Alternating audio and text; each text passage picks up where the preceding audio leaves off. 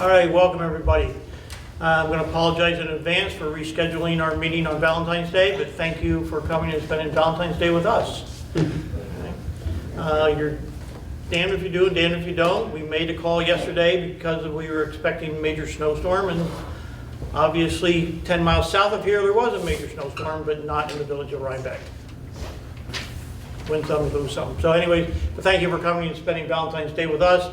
This is our typical March 13th, I'm ahead of time, February 13th meeting to be held now on February 14th. So with that, I'd like to ask everybody to stand for the pledge. I pledge allegiance to the flag of the United States of America and to the republic for which stands one nation, under God, indivisible, with liberty and justice for all. Okay. So the first thing was a presentation on the tax exemption, but the person that was going to do the presentation is not available because they're going out for Valentine's Day, I hope. So what we're going to do is Lydia's going to bring that forward as we get into the resolution. So we're not going to have a presentation, we'll just wrap it all together if that's okay with everybody. So we're going to move into public comment. Anybody with a public comment? Raise your hand. Yes.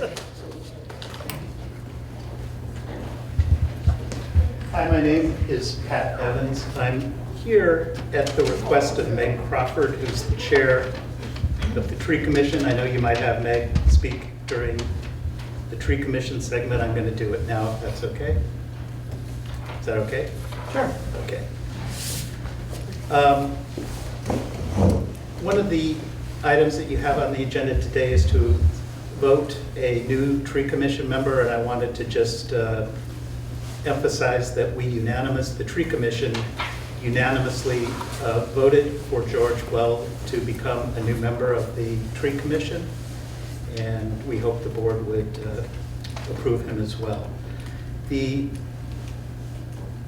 spring tree planting is scheduled for April 27th, and it looks like we're going to have about 20 trees to plant, a little over 20 trees to plant. The other thing is that I think you're all aware that the Tree Commission had identified some potentially hazardous trees, and a letter was sent out to homeowners asking them to have a certified arborist evaluate them and remove if necessary.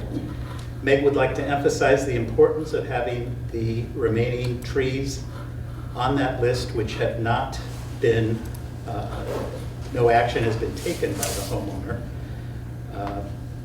that be followed up.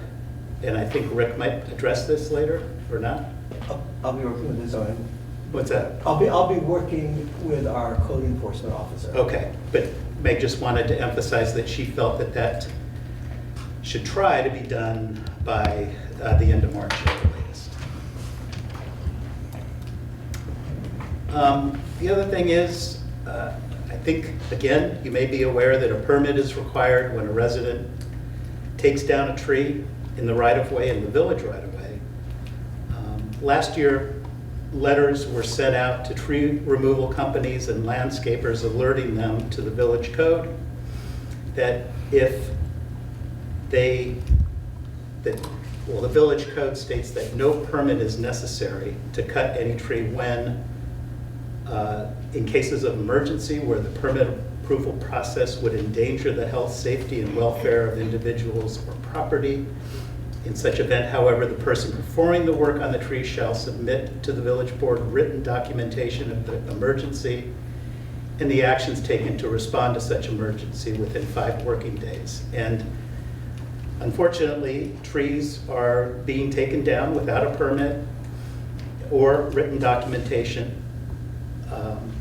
I keep the tree keeper database, and since January 1 of last year, there have been about 16 instances of trees being taken down without a permit. So we just like the board to bring this to the board's attention and encourage some action so there is adherence to the village code. That's it, thank you. Thanks, Pat. Actually, Pat, while you're here, we had a conversation a few months ago about the village code says thou shalt not without a permit, but it doesn't actually have any kind of punishment. No, there is. No, there is. There No, is. you're wrong.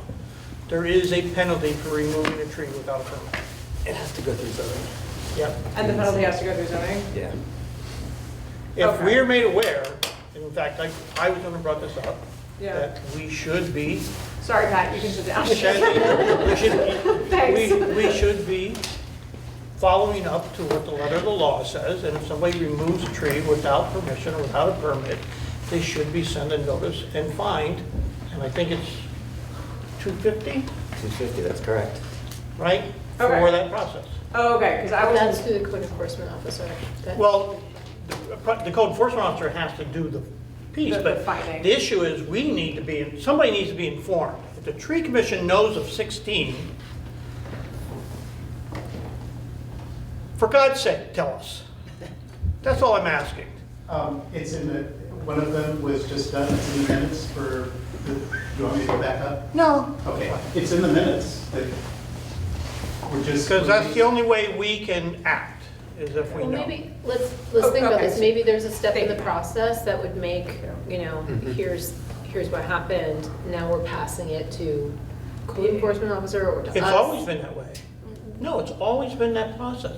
It's in the law. so, Gary, I get that this feels like it's ruffling feathers, and I didn't mean to ruffle any feathers, but, I'm not really, I think we should be executing no, I the law. agree with that. Like, if we have penalties in the law, then we should be enforcing it, because otherwise there's no point in having a penalty in the law, and there's no point in having the law. So the question is that we need to have, I think, perhaps better communication between the tree commission and the code enforcement officer about this. Like, maybe, Rick, this is something that you can work on to create some sort of communication process I around sure this? can. I would point out, though, that the law was passed like 15 years ago. Doesn't matter. Okay. And to date. We've as far never as enforced it? We've never enforced it. So. Well, whoops on that was- us. Right, no, so I just want to be clear, this is a change for the residents. And, you know, what should we be doing on our end to make sure that people are informed, that they know that this is going on? You know, it was a long time policy that it was there, but we didn't do it. And now we're changing, now we're changing. Send out a notice and like. Yeah. Maybe what we can do is we can send out a reminder over the email that, you know, this is something that, this is the penalty we're taking. I don't see this as very complicated. We No, can I don't see this- communicate it, and we Okay. can execute, and we talked about it several months ago. Yeah. And we all said, we should do this. Yeah, yeah, I'm generally of the opinion that if you have a law that is being violated, then you have to enforce the law, otherwise the law starts becoming something that has no point. So, it doesn't require you to do it. It requires anybody to notify that it was done. Notify whom? Call the clerk. That's all it takes. It's a phone call to the clerk, name, address, whatever, But and. just to clarify, you wouldn't want to go directly, anyone directly go to codes. You would want, I'm kind of curious if we had the first step to go to the board or go to the clerk or. Go to the clerk. We send the zoning enforcement officer out to find out what's going on. Right. Pat, which tree were you referring to? I think is it 53 North Parsonage, 73 North? Was that the one that was taken down? Yeah, no, by- and I, at the meeting, I said, Kyle called, gave me a note. Right. And I relayed it back to the commission. So That we was have the one that was taken we have a down. notification. But what does the code say, Rick? If you want a written letter, we can have a written letter, but we've never, but my point is, we've If you don't never. want to do that, change the code. That's- All right, listen, that's- we can debate this forever. Rick, Okay. clean this up. If that's what you want, that's what Clean we it get. up. That's all. Yes. All right. Could I just interject one thing? I think, Lydia, what you were talking about, the discussion that was held previously had to do with the hazardous tree list that was being done. Oh, yeah, And I thank think you. that was part of that discussion at that point in time. Great, thank you, I appreciate Okay, that. I was okay. like, I feel like I'm losing my mind over here. Okay, thank you. Yeah, thank you for bringing it to the floor. Uh, Any other public comment? Hearing none? Going once, going twice? On to the next subject. Okay. Treasurer's report. Okay, treasurer's report is for the period ending January 31st. General fund ended the month with $171,682.36. Water fund ended the month with $101,586.64. And the sewer fund ended the month with $172,346.32. We have earned almost 11,000 in our combined New York class accounts with the different funds in interest for the month. Vouchers presented for payment in the general fund total $141,577.07. In the water fund, $87,427.51. In the sewer fund, $56,830.06. We have a bill for Center Street, $38,859.59, and a bill in the water system improvement project for $4,734.13. The general fund is high because we have an insurance, and we also have the antenna for the police and fire antenna. That $28,000 is in there as well. So I just want to just clarify, we talked about the budget 24-25 coming up, and meetings are set for the February 20th for capital projects, grants, vehicles, and equipment. For 27th, February 27th, water and sewer. March 26th, police and fire. March 28th, highway, environmental, and general. April 2nd for the total budget. All of these start at 5 o'clock. The public hearing for April 9th will be at the regular meeting, which starts at 6 o'clock. The water and sewer monthly bills for February were sent out at $61,740.39. Those are due February 25th. Billing and adjustments signed off by Mayor Bassett are on file and presented for approval. All right, I'd like to make a motion to approve the vouchers and to approve the adjustments. Second. All in favor, say aye. Aye. Okay, I just have two budget amendments, and one is for the Hudson Valley Greenway Grant Bike Trail, just to create a revenue account for it and to allocate the 5684.1.0.179 expense account, as well as a transfer from, in the sewer fund, from salaries 8120 to fees non-employees 8120 for our contract with Camo, just to move it from the salary line item to the contractual line item. So moved. Second. All in favor, say aye. Okay. That's all I have. Thank you. Thank you, Karen. Okay. Purchase requests. We do have our first change order for the Center Street project that's come in. This change order is from Time Bond and is to represent the fact that we needed to have inspections done by the New York State DOT for the duration of the project. To make a long story short, DOT came in, gave us a bill of $30,000 to do this inspection, and we pushed back and said, "What the heck? Why do we need to spend $30,000 to have Wait, DOT was gonna charge us $30,000 Yeah, to inspect yeah, that's right. DOT's road? No, to inspect the work that we're being doing along DOT's road. And it required a specialized inspector to be able to do that, and that's what drove the price up to $30,000. We pushed back to DOT, actually Time Bond did the real lifting here on it for us, and we got approval today to use Time Bond and our own resources to do that. Good. And we would still have to pay for inspections and still have to submit reports, but Time Bond will be billing us on an hourly basis now, but they anticipate that it will not exceed $22,500. So the current task order replaces the existing task order because there's new information today, and so we're at $22,500 to be billed hourly. And since they're 5 minutes that way, we're hoping that that hourly charge isn't as much as it will be, but we had to anticipate the maximum cost of $22,500. So I'm making a motion to approve the task order for time bond for $22,500 for inspection of our sidewalk ADA project on 7th Street. Do I have a second? Second. Thank you, Vanessa. Discussion. And so the approval, DOT approves of Ty and Bond doing this? for us? DOT, we got the letter today from DOT. Yep. Just like continually astonished at how expensive this all is. Yep. So all in favor, say aye. Aye. Aye, so passed. Thank you. Rick?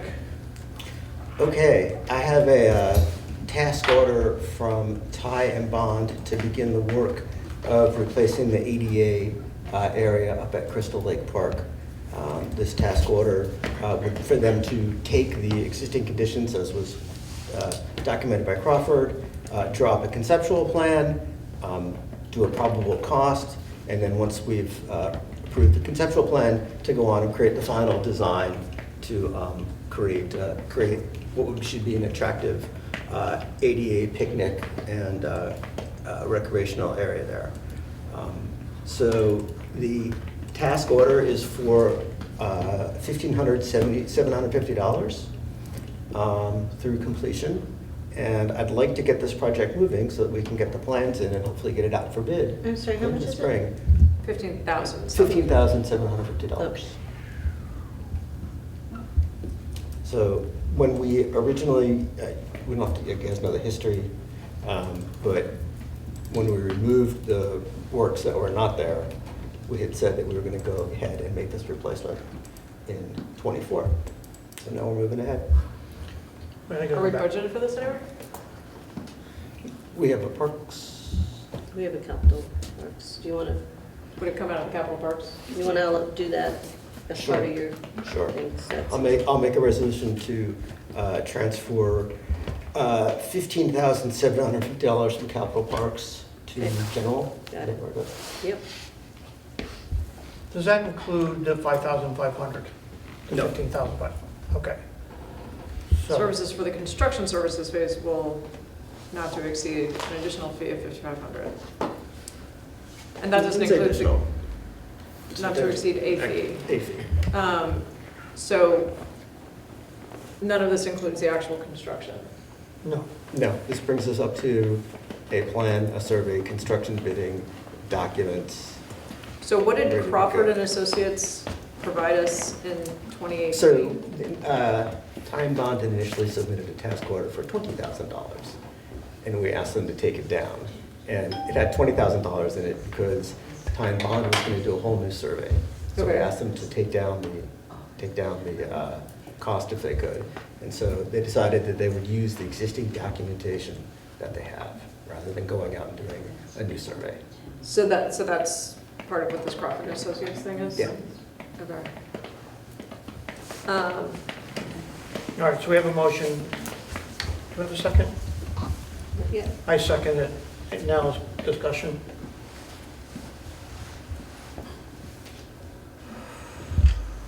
Any other discussion?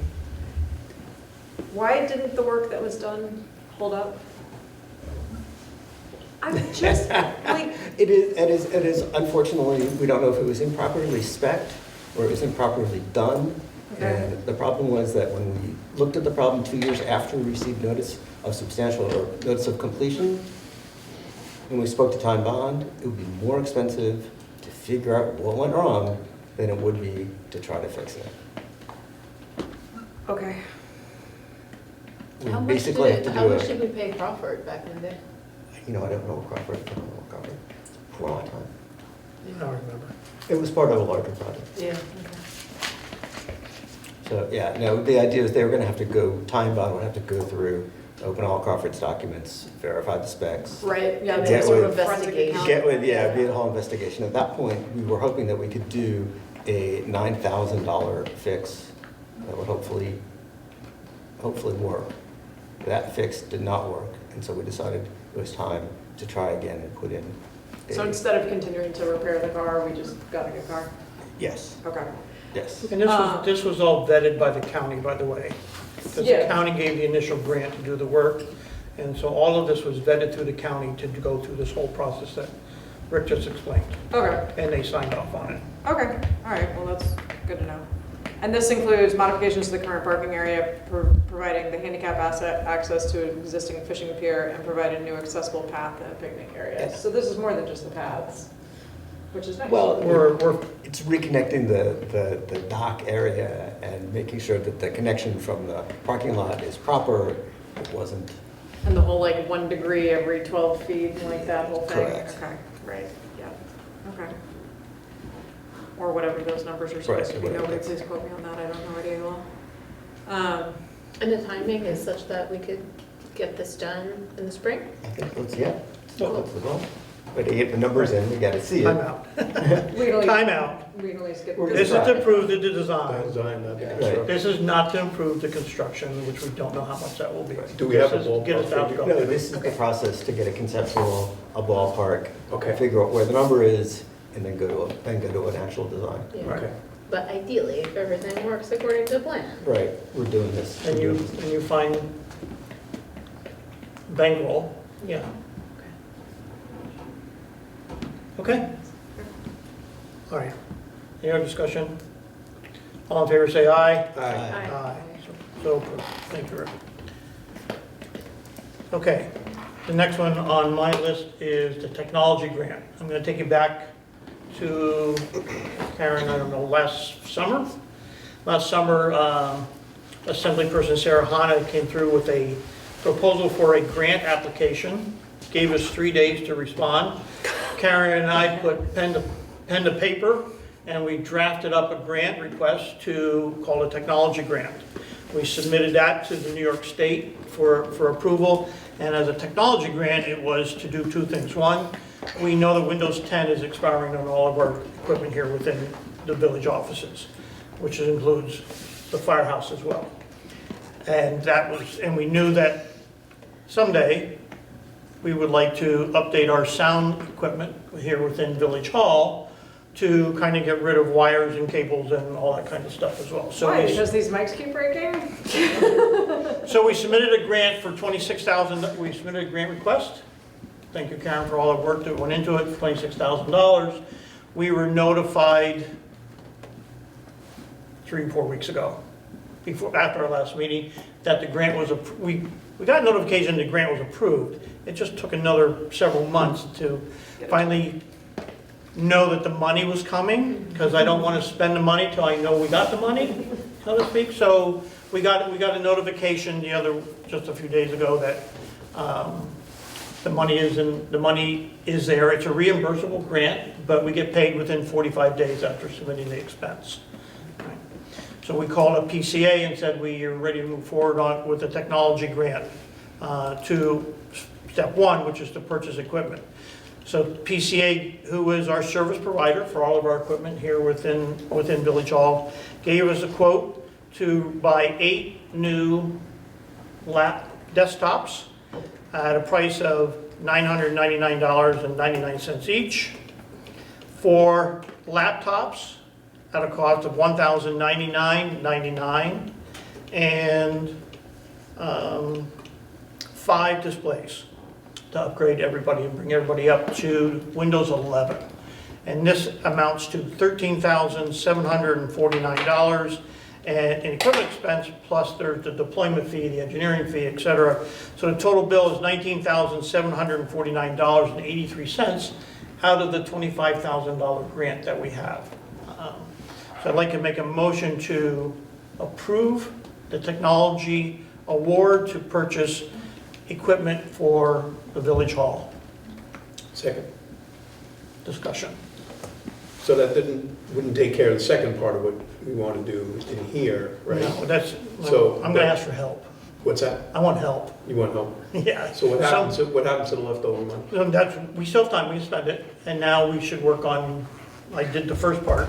I need help on part number 2, which is to upgrade our sound system and come forward with a proposal Got it. that we need to do. So there's Okay. $5,250 in change left to hopefully purchase a sound system.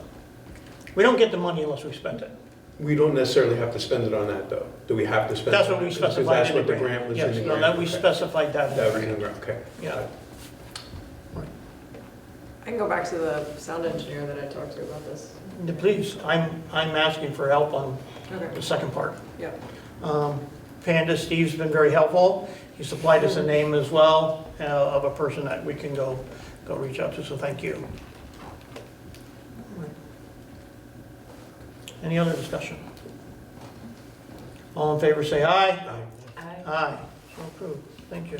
We're gonna get new equipment. Good job. 3 days, huh? Pardon? 3 days? Did that in 3 days? You got that out? Is that great? Yeah. That's pretty good. It was, maybe it was less than 3 days, Karen, I'm not sure. We didn't have a lot of time, let's put it that way. I think we got it. Okay, next one. South Parsonage tree removal. Okay, so everybody, I think, is aware that we're changing the intersection of South and South Parsonage to a four-way stop, right? Heads are nodding, yeah. Signs have been ordered, signs have arrived. We're ready to go and put the signs into place, and we did a site survey. And as a site survey, what we found was that there's 2 trees on the west side of the one-way of South Parsonage that are near the intersection, actually are blocking the signs, the stop sign. So it's a visibility issue. So there's 2 Norway maples that are there that will need to be removed to create a visible view for that stop sign, right, to be done. We weren't aware of this before until we actually went out and started to model it and put the signs up, so this is new news. So we reached out to, let me pull my notes up here. We reached out to Dave's Tree Service, Malcarney Tree, Mike's Tree, Out on a Limb Tree, and Northeast Tree Care. Okay, of those 5 companies that we reached out to, 2 return quotes. We got a quote from Dave's Tree Service, and we also got a quote from Out on a Limb Tree and Land. They're in the town of Clinton. Dave Tree Service also provided us with a documentation on his view of it. He actually took out and lasered the sight lines to verify that what we said was needed. He verified it. He also said that the 2 trees that are there on that section are of decreasing health because they're part of our Norway maple issue, right? That both are extremely weak and suffer from lack of nitrogen due to the close proximity of the street and sidewalk. The larger of the 2 is badly split and hollowed out with termite infestations, and the smaller shows signs of wood bearers and carpenter ant infestations. Crikey. Are they on the hazardous list? So, no, they were not. Oh. Right. So the 2 quotes we got first one from Out on a Limb Tree and Land for $5,200 to cut and remove the 2 trees at that intersection. And we got a quote from Dave's Tree Service of $4,800 to remove the 2 trees.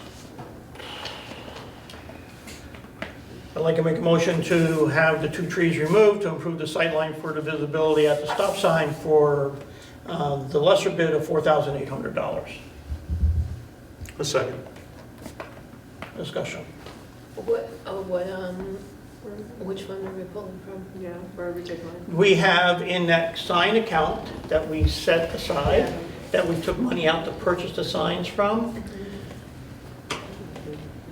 We purposely kept some money back just in case, because we didn't know how much the signs were gonna cost. The signs came in at $2 grand. We have enough money in that account to cover the tree removal. Oh, great. But that depletes that account. Okay. That was my question. Man, these Norway maples. So. Okay, all in favor, say aye. Aye. No, thank you. All right.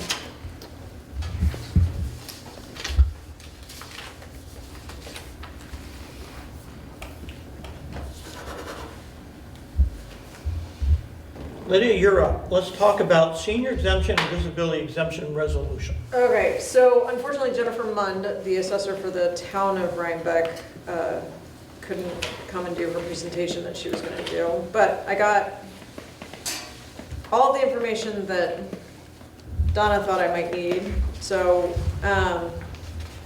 here we are. So the county and the town of Rhinebeck have recently upped.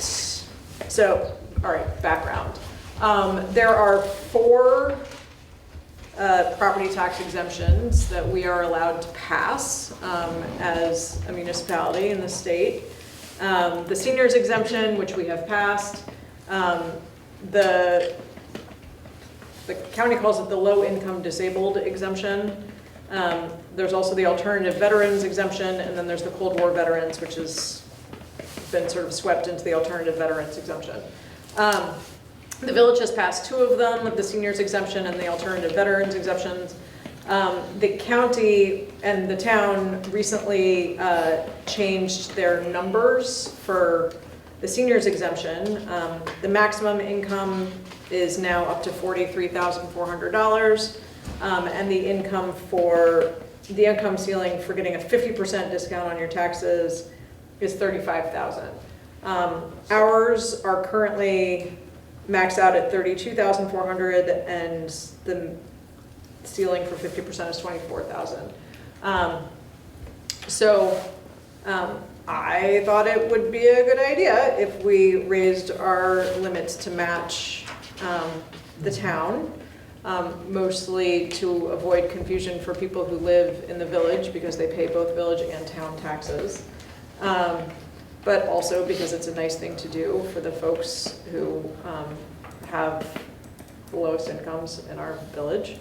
And then we don't actually have the low-income disabled exemption as described by the Dutch County piece of paper that I'm looking at. And so there was an opportunity here to also add that to our laws. There are very, very, very few people who take advantage of the disabled person's exemption in the town, and because people who live in the town also live in the village, that would also be a very, very low number. But I think it's important to have it on our books because, as we all know, it's hard to find work when you have physical disabilities. So that is the point of this story.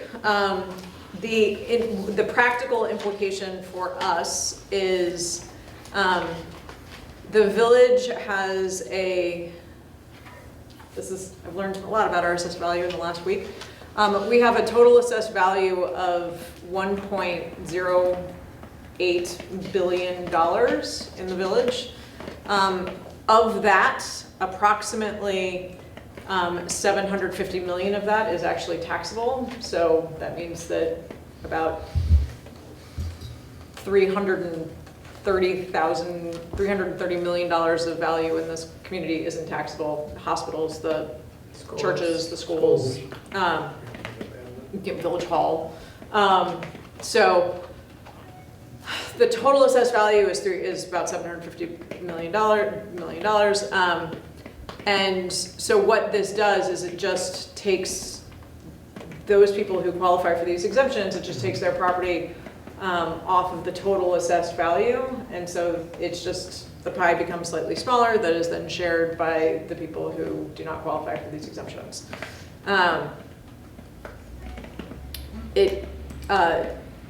Doing some quick math, and I don't want to put any of it out there because I don't want anybody to think that what I am about to say will be exact for their particular tax bill, but doing the quick math, it looked like it was somewhere in the neighborhood of $5 to $20 impact on, everybody else's tax bill.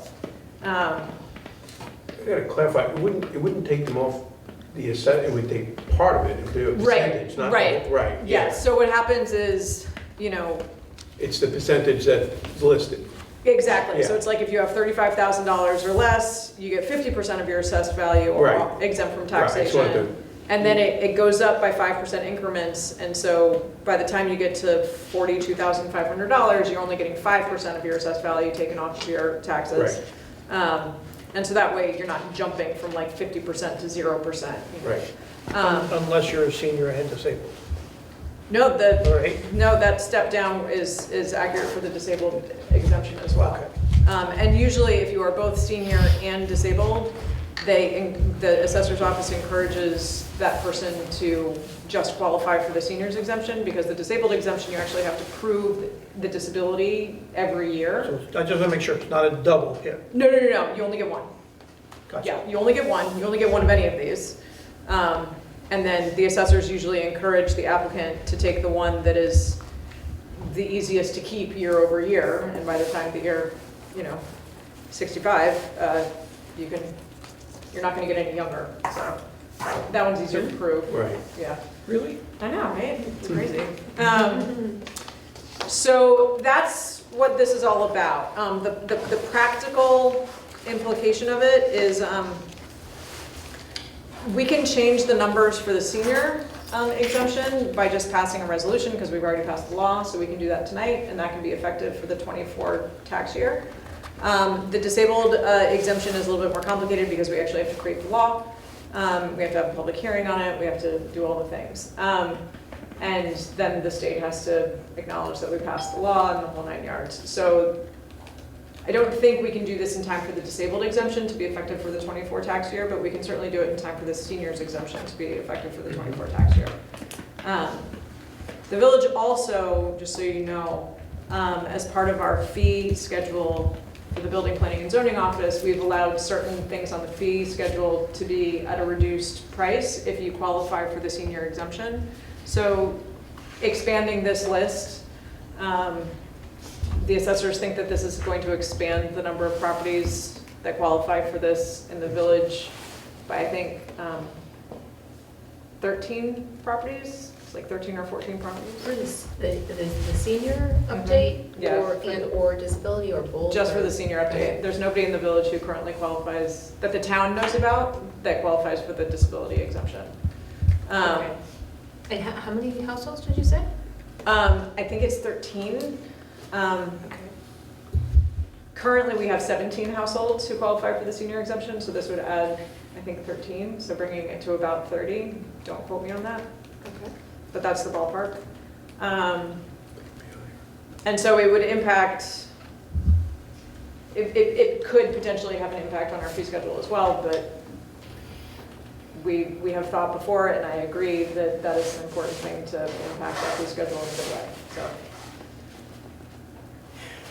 That is where I am. So I have a resolution amending the percentage of real estate exemption to the senior citizens tax exemption. That basically brings it from the existing, which is currently 24,000 32. to 32,400, and bring it to 35,000 to 43,400. Just a reminder, right? Town has done this, county has done this. Yeah. These numbers match town and county. then. Yeah, the only other village that has matched these numbers is Millerton. And the last time that we updated these numbers was so long ago that the county doesn't have a date for it. And the oldest date that I can find on the county documentation is 2003. So it was before 2003, the last time that we updated these numbers. So, Let's do them one at a time. yeah, I'd like to make a motion to accept the resolution amending the percentage of real estate exemption to the senior citizens tax exemption in Chapter 101 of the Code of the Village of Rhinebeck, taxation, Article 3 thereof, as follows in the resolution. Second. Any discussion? Well, I'm in favor of it. Do we know the fiscal impact? Did you say that? I'm It sorry. has no fixed fiscal impact on the village, because we can still raise the same amount of taxes. It has, I calculated anywhere from a $5 to $20 impact on people's individual tax bills. Got it. Don't go by that number. Don't go by that number, please do not quote me. I'm even against saying anything that represents savings like that because. It's not, well, it's not a savings. If It's- it, or whatever, the yeah. tax assessor will Well, I take get it. care of Yeah. all of that. Because it depends on what your assessed value it is, it depends on what our tax rate is, it depends on all of this. Depends You on know, all it's of those like, I things. can tell you what happens to the big pie, I cannot tell you what happens to your individual Right. slice of the pie. Mhm. But But can we say like somewhere beneath $50? No, let's just stay No, out of no, the. no, because, Let's stay because out of somebody's it. assessed value might have gone through the Right. roof, Right. and then their overall Yeah. tax bill goes up by a ton Yeah. of money, and then they accuse us of getting it wrong, and that it's all because of the tax exemption, so. This is the right thing to do for lower income people. It is very much the And way. that's, No, and that drives the bus here. Yeah. Well, yeah. yes, but I think if there's a fiscal impact that we could point to in terms of the percentage of tax revenue we're not getting, then, you know, if there's a number, then we should know that number. But It is, I'm for it it. doesn't impact the doesn't- village's finances. Right. It's basically sharing the wealth of the property tax burden amongst fewer taxpayers. Right. So, The assessed value comes down, Yeah. the number of people that divided into the assessed value comes down. Right. So the spread of that changes. I get that, but, okay, Yeah. I'll stop. It essentially distributes what they're not paying to everybody else. right, Right. amongst all the other homeowners. Right.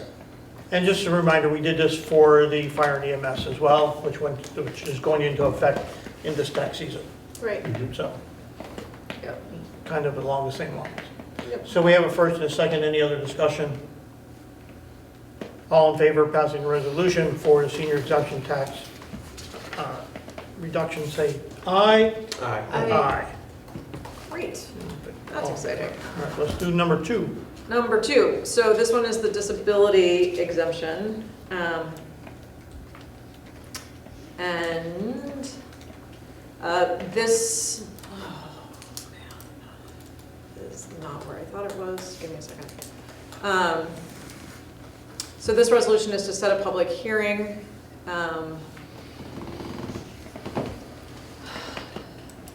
Is to set a public hearing on the adoption of a local law amending Chapter 101 taxation to provide a new Article 5, therefore entitled Exemption for Persons with Disabilities and Limited Income. And it basically adds the disability limited income to our books. It's the same set of numbers, anywhere from $35,000 to $43,400. There's a whole bunch of legal hoops that folks have to jump through in order to prove to the assessors that they do in fact qualify for this exemption. The assessors are used to doing it for the town. There are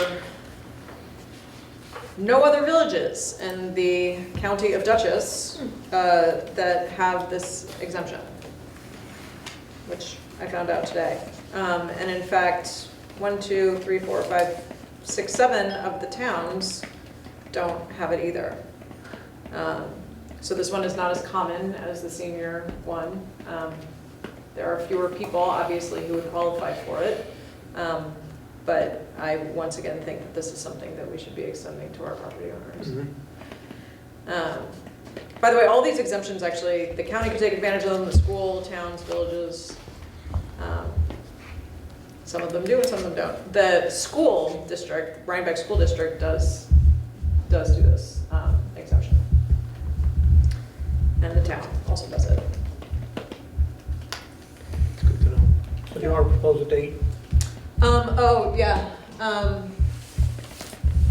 I'm really not sure that we can get this done in time for the 2024 season, so in an effort to not put ourselves into a knot over it, we could have the board meeting, we could have the public hearing at the board meeting on March 13th. This is not March. On March 12th. On March 12th at 6 p.m. I do have a Let's- question. We Okay, have a well, motion. then, We have You motion, I second. I motion, you second. I do have a question. Is there a way to make this table alterable by resolution and not by having to change the law? This table in the, yes, we could figure out how to do that. Let's make sure that we can do that. because that's what we did for the, As we did for the senior exemption, it's nice to be able to do it. Yeah. right, by resolution, rather By than- resolution. Right. Okay, I'll make sure that the law that goes out in at least 10 days in advance of the public hearing has that change. Correct. Thanks, Rick. Lydia, since the town already has this in place, Yep. do we know how many folks it would impact here in the village? Currently none. There are apparently only 2 people who live in the town who do not live in the village that are taking advantage of it. That we know of. That we know of. It was 1 a month ago, and now it is 2, so who knows, it might become 3 in another month. But so far, none of them live in the village. But if we get this word out and communicate it, hopefully Yeah. those that are will come forward. So, Yeah. and that's the whole purpose right now, Mhm. do the communication. And by the way, it was I had an interesting conversation with the assessors, because they actually like walked me through the whole process of how they calculate, like what your income is. It's not just AGI, it's like you add this, you subtract this, you do something else. And the state has closed all of the loopholes that folks who earn a great deal of money, but figure out a way to deduct it all from their taxes, used to take advantage of in order to qualify for some of these exemptions. So that's good. I was sort of surprised that apparently that took until about 2 years ago for them to figure out how to close all those loopholes. So we're not having Donald Trump apply for these, which is great. But that's the only comment I have on that. All right, all in favor, say aye. Aye. Aye. So done.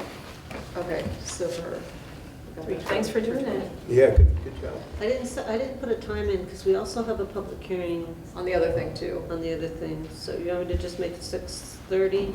We like 6:30. What other public hearing? Oh, we have We have the tax cap. cap. If we Yeah, need it. yeah. Yeah. It's at 6 o'clock. That one's at 6. I believe. so. Yeah, so let's make it 6:30, Okay. Okay. amended to 6:30, thank you. Right. Right. Okay. Next is the police memorandum of agreement resolution. I think I've talked about this a lot, but if not, I've been talking to myself, and I know it all of myself because I've been talking about it.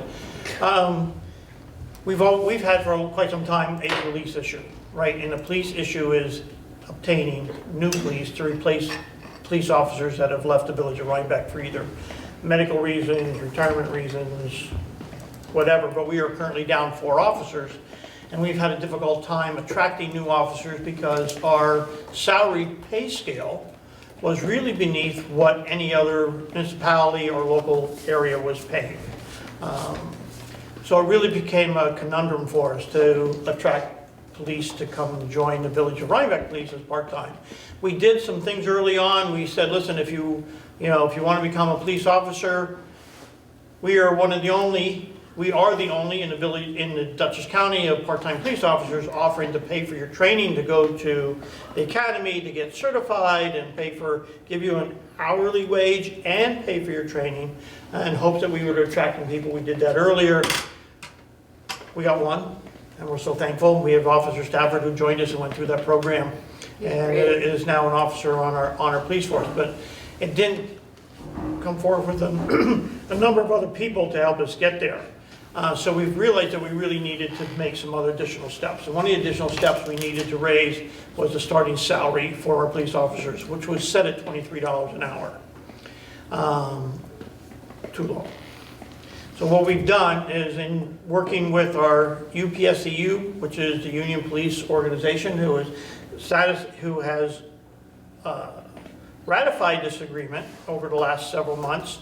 The agreement basically is a step function where if somebody comes into the Village of Police and wants to join us, no matter where they come from, if they come in with experience at step 1, right, if they come in with, following step 1, they will get paid at $26.50 an hour. Once they go to step 2, it's $27.50 an hour, and then step 3 is $28.50 an hour, and then they go into the regular schedule.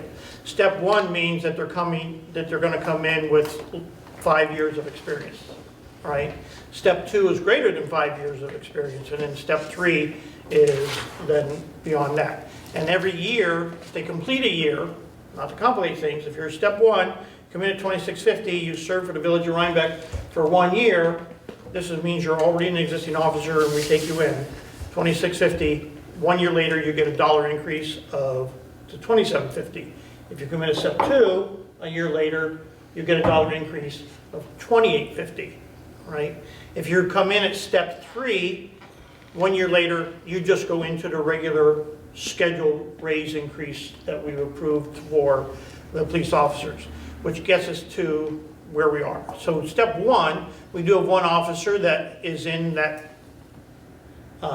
position where upon ratification of this agreement would go from his $24 an hour raise now to $26.50 and be paid that. We have 3 officers who will go from step 2 to step 3 upon ratification of this and get to $28.50, all right? And so that really gets us on par with a lot of the other neighboring police organizations, and hopefully we can be competitive at doing that. This left out a very important part. It left out all the other officers in our police that are already making above $28.50 or have greater years of experience. And I felt it was also prudent to not close the gap so that new officers and everything else are making as much as our officers are being there. So this memorandum agreement includes a $1.50 an hour increase upon approval for all of the other officers who are not in the schedule, would be in the schedule, excuse me. And it also then approves a 2 3/4% increase for year number 2. So what we've done is we've said we had a contract that was due in June of this year with our police officers, which we would have gone into negotiations. We've worked on this MOA and we're going to extend that contract for a period of 2 years. So extend out through to June of 2026, right, when we would have to renew the contract again. But this MOA goes into effect upon approval of the village board because the UPSEU has already approved this modification. And it was signed off by them on January 31st of 2024. So, get back to the resolution a second.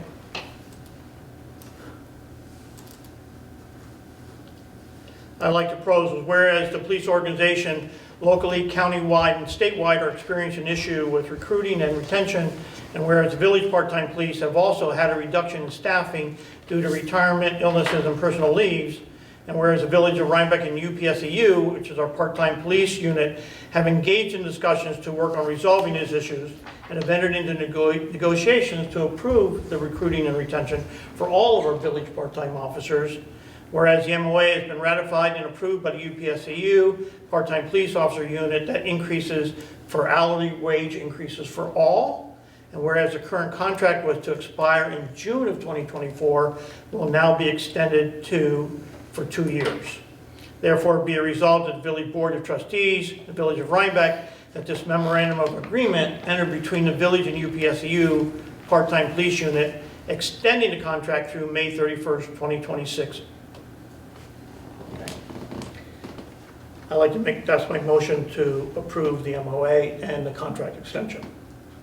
So I have a second. Second. Discussion. A long negotiated agreement.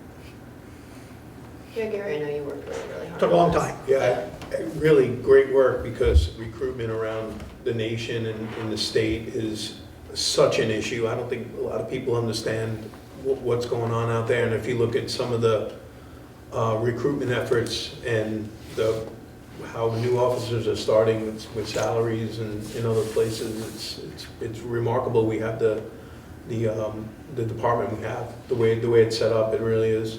We're extremely fortunate. Yeah, we are.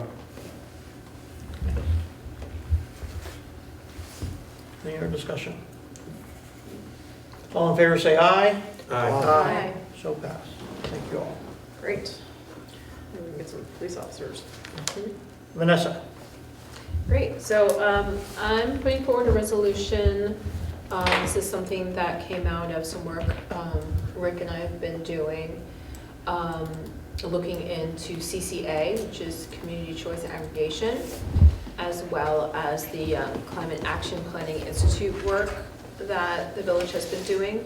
And I'd like to read the resolution. This is really going to just make a statement to inform the public about why we're doing this, and hopefully set the stage for future conversations, in particular around CCA. Whereas the Village of Rhinebeck Board has been participating in the Climate Action Planning Institute, which is a cohort of municipalities working together to understand their greenhouse gas emissions and create climate action plans to reduce greenhouse gas pollution and plan for necessary adaptations to the impacts of climate change. Whereas I have been gathering data from the Mid-Hudson Regional Community, Greenhouse Gas Emissions Inventory, and I have customized it to be the Village of Rhinebeck's Community Greenhouse Gas Emissions Inventory.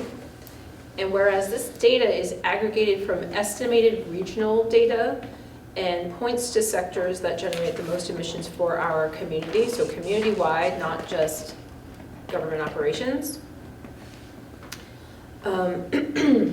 And those sectors for the community that are the biggest emitters are transportation and the heating and cooling of homes and commercial buildings. And whereas I and the Climate Smart Task Force volunteers will be using the Village of Rhinebeck's Community Greenhouse Gas Emissions Inventory to create a data-driven community action plan with specific recommendations. And whereas I and the Climate Smart Task Force volunteers continue to engage with the public and solicit feedback on the community action plan and recommended actions. And whereas one of those recommended actions is the creation of a Community Choice Aggregation 3.0 program, which requires the village board to pass enabling legislation. CCA 3.0 enables the village board to procure 100% renewable source electricity by default for any Central Hudson account holder within this entire jurisdiction of the village, with an opt-out option. And whereas today, Central Hudson sources greenhouse gas emitting electricity by default for this community. Furthermore, under CCA 3.0, the village board selects a nonprofit administrator to research and pursue bulk purchasing of climate solutions that are most needed by the village community, such as weatherization and insulation, heat pumps, thermal networks, solar, and other emerging technologies that reduce our reliance on fossil fuels. Such bulk purchasing options would be offered by contractors vetted by the administrator and not required of any property owner, but ideally would present compelling cost savings through the nature of bulk pricing and bypassing marketing costs. Now therefore be it resolved, the village board will consider and pursue legislation within its power to effect beneficial solutions for the public that address green source electricity. Let it be further resolved that the village board consider and pursue legislation within its power to effect beneficial solutions for the public that enable bulk purchasing related to climate solutions that reduce greenhouse gas emissions. And let it be further resolved that the village board duly and properly engage with the public for feedback on such climate action planning. I'd like to make a motion to accept the resolution. Second. Any questions, comments? This is meant to kind of kick off a conversation about what we're doing. So my comment is on, I agree with, we need to do this. I think this is a very important aspect to get people moved on to renewable energy as quick as possible. My comment is on, the now therefore be it resolved, the village board consider, and the comment is on pursue legislation, right? Pursuing legislation, when we make a motion, this is a motion to go into effect, that we are going to now actively pursue writing legislation, are getting legislation to do this, when we really don't know what this is an aspirational plan to Yeah. kind of get there, Yeah. right? I would rather see us have the plan and then pursue the legislation.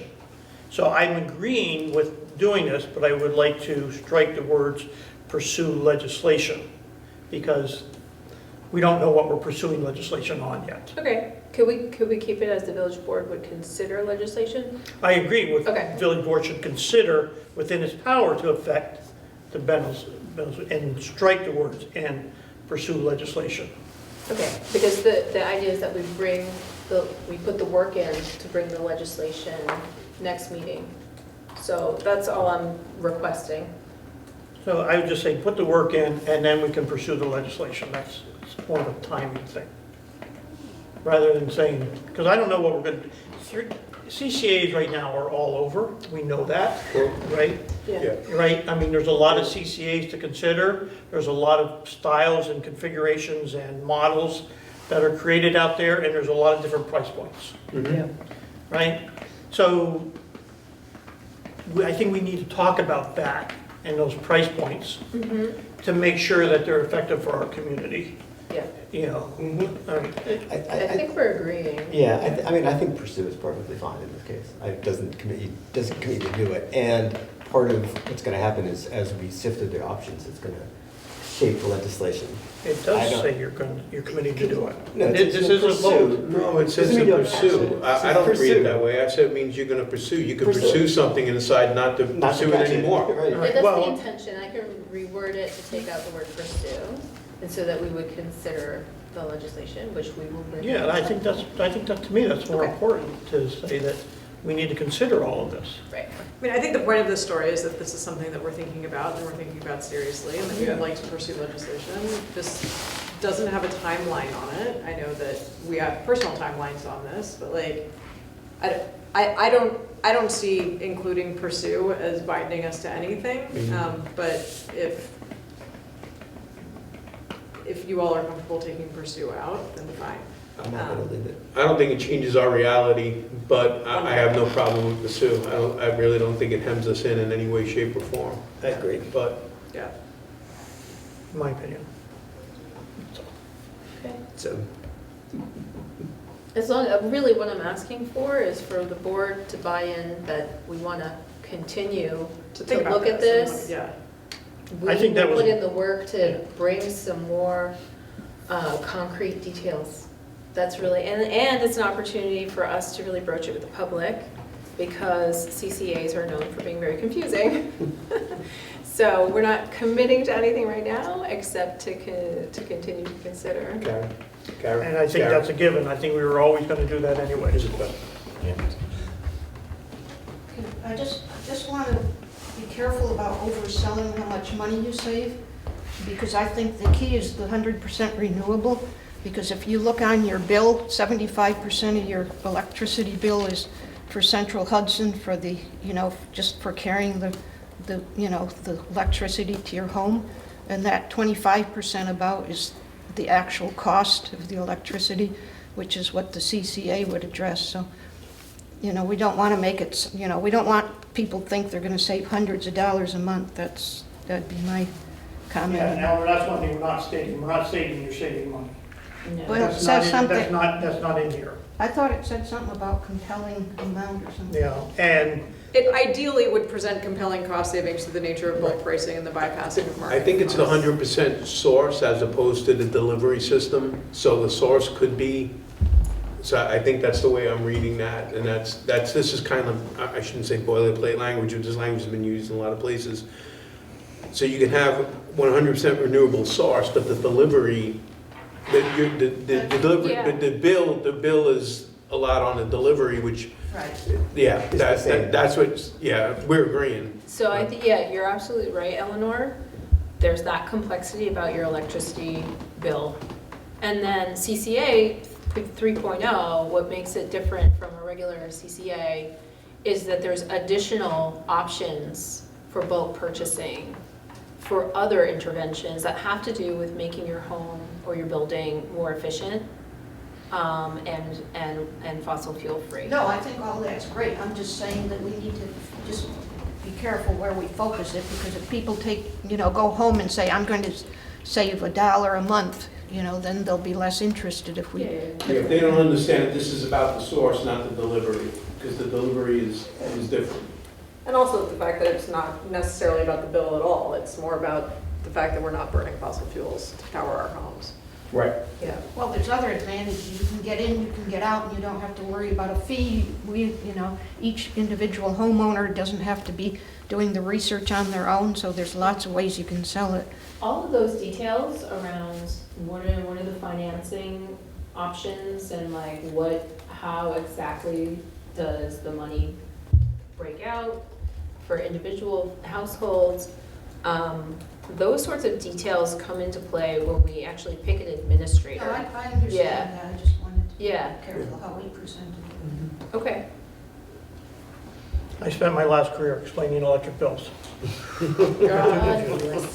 So, we got. Sorry about that. That's why I'm kind of being very, as Eleanor said, I'm being a little bit very careful about the wording, because I don't want somebody to pursue that we're going to take the next step and we're doing this without doing the work. And we need to do the work. Okay? Right. All right. Any other discussion? Do we have a motion? Do we have a second? Second, yes. Any other discussion? Well, I just want to make the point here that what takes this beyond, just to reiterate Vanessa's point, is the fact that we may be able to have our administrator help our residents weatherize and reduce their fuel use. So that goes, the original CCA programs were just about purchase of electricity. This is actually going a bit further and potentially helping residents to weatherize their homes. Oh, so it's like reduce the amount of power that they're using. So remember we had a presentation from the Kingston group on their version of a 3.0. Yeah. These are all the factors that were included into that kind of methodology to move forward. Yeah. Right. Okay. And we need to do that work as well. And then we need to understand what the impact is and whether it's the right time, right place to do it. Agreed. All right, all in favor say aye. Aye. Aye. Okay. We've taken the surplus, oh no, not the fly car. Fly car is still on the agenda, I'm sorry. Hang on. I'd like to make a motion to surplus our 2009 Ford Explorer that has 81,322 miles on it, and the proceeds of the sale of this surplus vehicle will go towards paying off our chief command vehicle. I'm not sure it will fully pay it off, but the proceeds will be used to go towards that. So currently, we've used Gov deals in the past. The fire department is requesting that we use another auction site called Auctions International. We've like surplus vehicles and sold them by closed bid before. We've done that. How come we're not doing that for this? Hasn't yielded anything. Cast a wide net. So their recommendation is to surplus this and put it out onto Auction Internationals. We already have an organization which we deal with, which is Gov Deals. We've put stuff out on Gov Deals. We've sold stuff on Gov Deals. They're asking us to set up another one called Auction International. Any reason in particular? I think they specialize in. I think they have more fire equipment on it than Gov Deals, Okay, but auction is auction. that's all. Right. I'm just curious.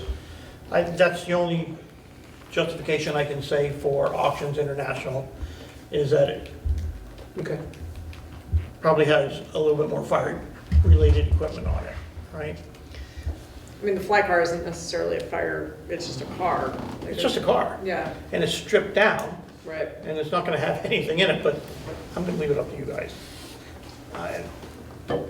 Does the fire My department feel strongly tendency, about this? what? Does the fire department feel strongly about this? A person does, yes. Collectively as a department, they don't care, right. I think just as long as they're making an informed decision that this is where we have the best chance of getting the most money. We make the decision. on accepting it. They don't have the decision power in making that decision. But is They're there- recommending to us to use a different auction house, that's all. Because we theoretically will get a better deal. I can't, I feel wildly I can't commit to capable of that. making this decision. It's a flip a coin as far as I'm concerned, because it's a car. Yeah. We're gonna surplus a car and we're gonna put it out for bid. It has a label of a fly car on it. Maybe it will attract more, maybe it won't. I mean, Maybe if we're options flipping a are- coin on it, should we just use the organization that this one person feels strongly about, and therefore we're not creating a Yeah. fracasse? Well, I was gonna say it's easier on Karen and our administration if we just stick with what we have. We don't have to start a new Would we be account. doing it, or would they be doing it? We do it. Well, They don't do it, we do it. We are responsible for putting it up, we are responsible for putting it out for bid, we are responsible for soliciting the bids.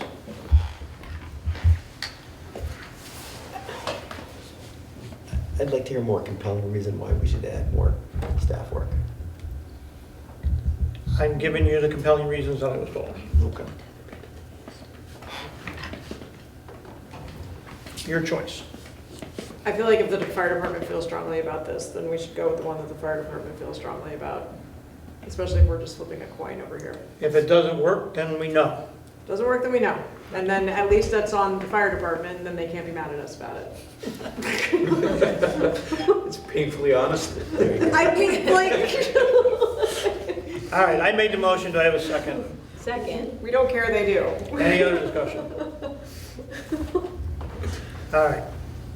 All in favor of putting the current 2009 Ford Explorer up for surplus, out to Auctions International, say aye. I just need a second.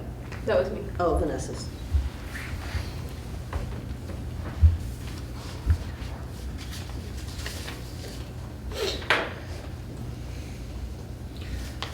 Another surplus, okay?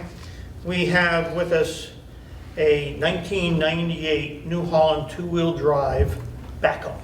How do you have a backhoe that's two-wheel drive? You can. That's true. No, it's common. Yeah. This backhoe was transferred to the water department back in 2019 because the highway department thought that the water department should be doing their own digs. So the highway department transferred this asset to the water department. Okay. It didn't really work out as planned. And it was not the vehicle that we're gonna hold up. I think the highway department said, you know, this is a good place to push them to, right? So the highway department is. And I'm gonna blame scrap Rick, it. I'm gonna blame Rick, he was in charge of the highway department. in It was a good 2018. move. It was a Yeah. good move. A low, we got rid of a low. He got it off his plate. Got off our plate, and they use it every now and then. They can go learn how to use a backhoe. We Rick- have other stuff to do. Yeah, Better thing to do. Rick did a good job on selling it, that's all I'm gonna say, all Very right? great. But now the backhoe is really scrap, Okay. right? We can't get it started, you know, we can't move it. So I'd like to make a motion to put the 1998 New Holland two-wheel drive backhoe up for surplus and scrap, right? Great, second. I'll help pay for the water plant improvements. There you go. I think it will pay for the guy to come and try to hook it up and haul it out. Take it away. Probably, yeah. Give it a Viking funeral. Any other discussion? All in favor, say aye. Aye. Still fixated on the fact that we got two-wheel drive. Used to sort of- Next, unfortunately, Martina is not here. I'm going to cover for her. We do have an election coming up on March 19th. I'd like to make a motion to appoint the election inspectors. On the Republican side is Lauren Belvin and Donna McCann. And for the Democrats, it's Gina Fox and May Rossi. So moved. Discussion. Thank you. All in favor, say aye. Aye. Next, Hudson 7.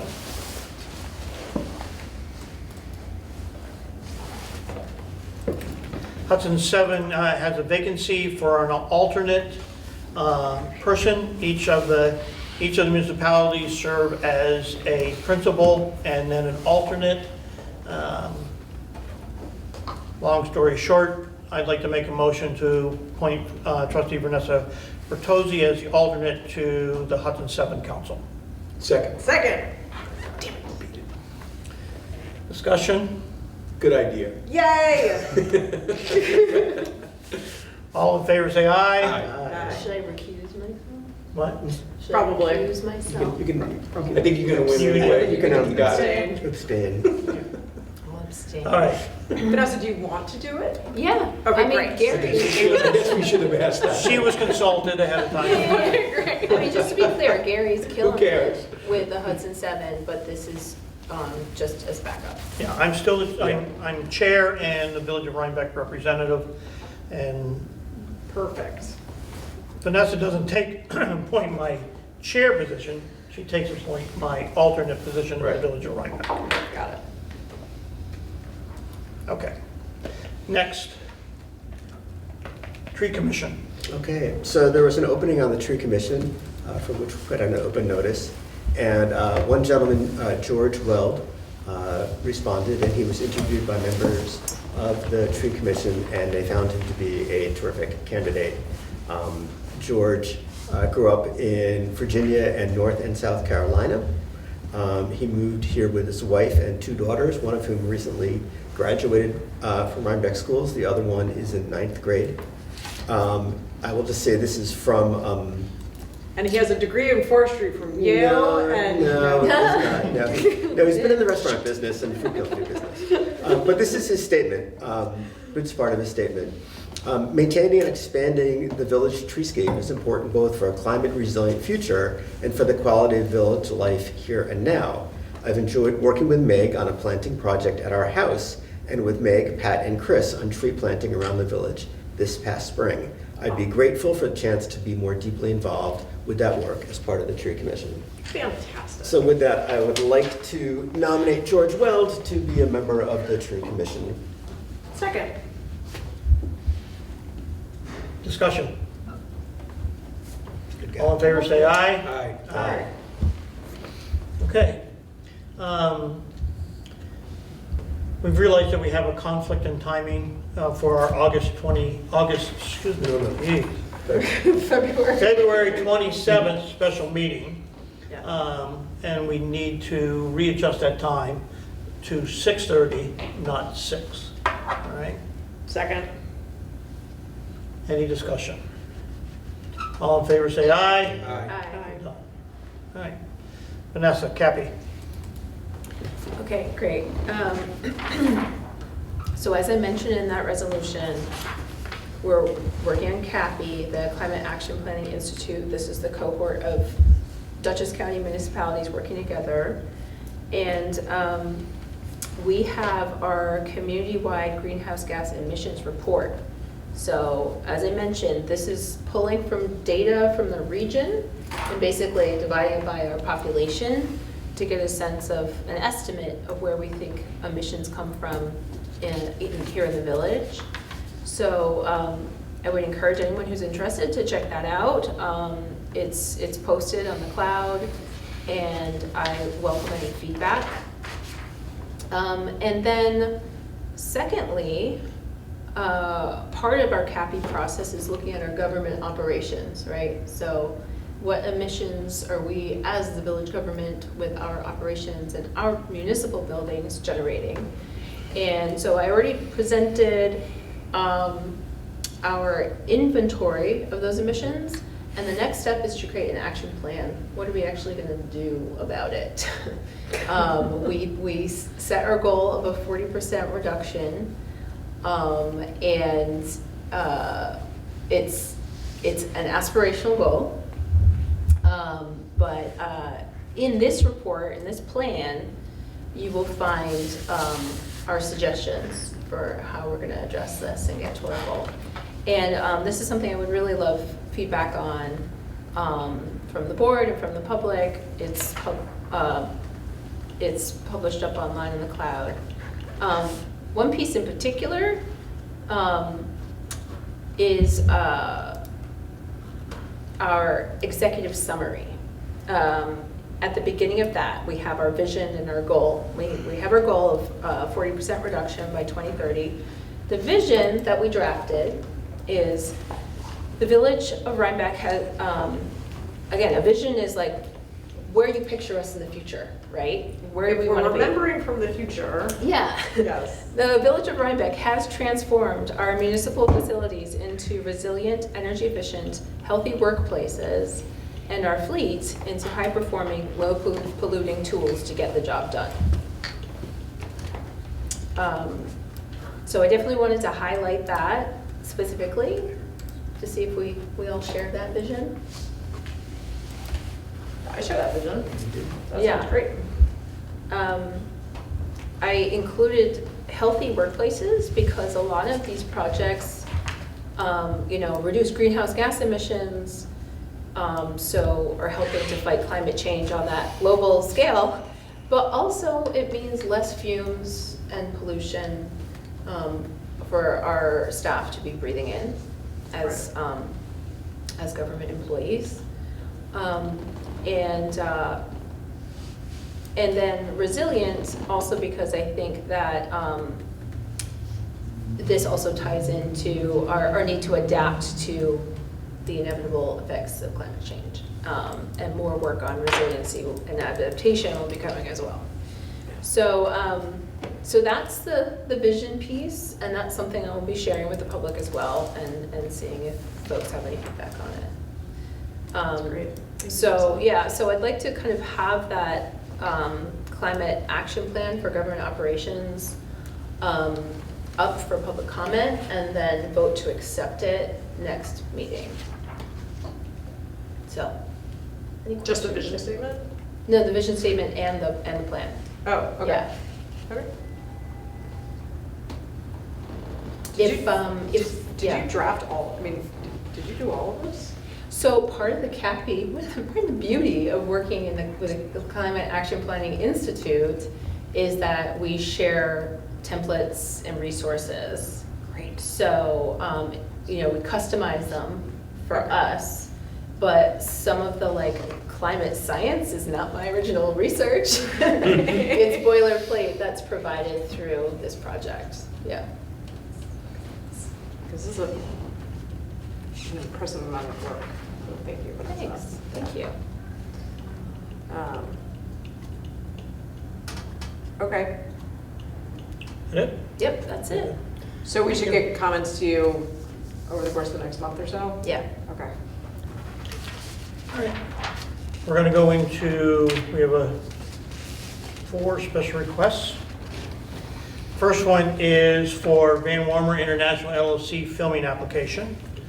The application has been filled out and on file here at Village Hall, but it basically, they're going to drive a car in front of the Beekman Arms, a taxi. They're going to be filming this taxi as it's going across in front of the Beekman Arms. They're going to be using some police support for when they do the taxi. We're going to be roughly 35 people participating in this.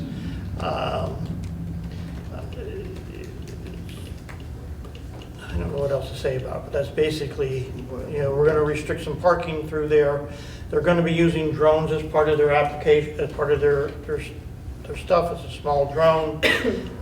They provided the map. They provided all the necessary insurances. They've agreed to, since they have 35 people, to pay our fee of $3,500 towards the support for the this filming application. It's $3,500 on top of reimbursing us for police costs, right? No, it's $3,500. There is no reimbursement cost for the police support. That's the way the application is written. Oh, I thought, because this is the first time we've used this application. Correct. Right, I thought that this application was like, In the past, we have had them pay for the amount of time, in charge, but that's not part of this application. This was set up as site-specific based on involvement. okay, because I thought what we were going to be doing is for anybody who was filming in the village, they would have to pay a fee to the village for the privilege of filming in the village, and then any costs above and beyond that, they would still be responsible for. And I need to correct, they agreed to pay the $350 per day, which is a one-day event. not the $3,500. You're paying $350, excuse me, correction. And they're not covering the cost of police if they need the No, police? the way we agreed to do this was it would be fee-based.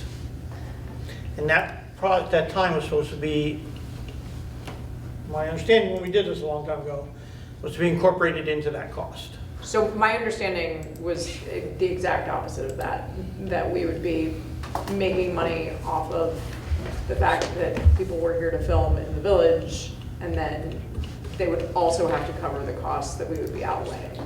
It's not what was drafted and what was accepted by the board.